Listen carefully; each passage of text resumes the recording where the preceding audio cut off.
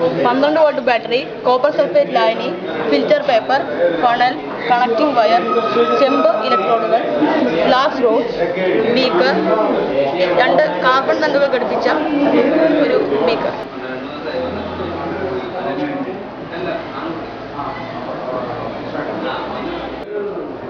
Beaker എടുക്കുക.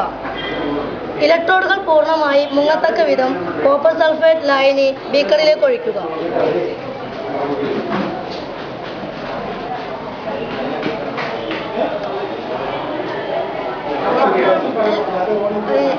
ഒരു ധ്രുവം പോസിറ്റീവ് കാർഡുമായും മറ്റേ ധ്രുവം നെഗറ്റീവ് കാർഡുമായും ആനോഡ് ഘടിപ്പിച്ച ഇലക്ട്രോഡിൽ നിന്നും കുമിളകൾ ഉണ്ടാകുന്നതായി കാണാം.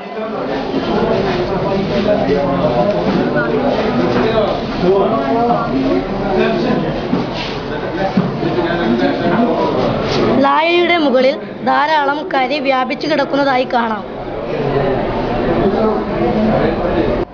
ഒരു ഫണലെടുത്ത് ഫിൽറ്റർ പേപ്പർ 4 മടക്കുക. ശേഷം ഇതിലേക്ക് ഇറക്കി വയ്ക്കുക. ഗ്ലാസ് റോഡ് എടുത്ത് ഇറക്കി വയ്ക്കുക. ലായനി സാവധാനം ഇതിലേക്ക് ഒഴിക്കുക.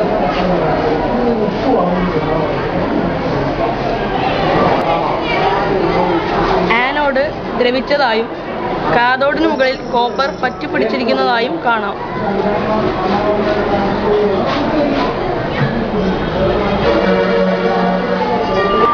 ഫിൽറ്റർ പേപ്പറിന് മുകളിൽ ദ്രവിച്ച ആനോഡിന്റെ കാർബൺ തരികൾ പറ്റിപ്പിടിച്ചിരിക്കുന്നതായി കാണാം.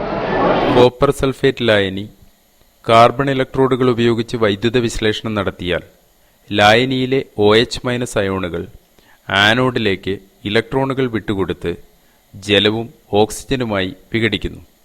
ഈ ഓക്സിജൻ കാർബൺ ഇലക്ട്രോഡുമായി രാസപ്രവർത്തനത്തിലേർപ്പെട്ട് അതിനെ ദ്രവിപ്പിക്കുന്നു. കാഥോഡിൽ ലായനിയിലെ Cu2+ അയോണുകൾ 2 ഇലക്ട്രോണുകൾ സ്വീകരിച്ച് പറ്റിപ്പിടിക്കുന്നു. അങ്ങനെ ലായനി വിഘടിച്ച് കോപ്പർ സൾഫേറ്റിന്റെ ഗാഢത കുറയുന്നു.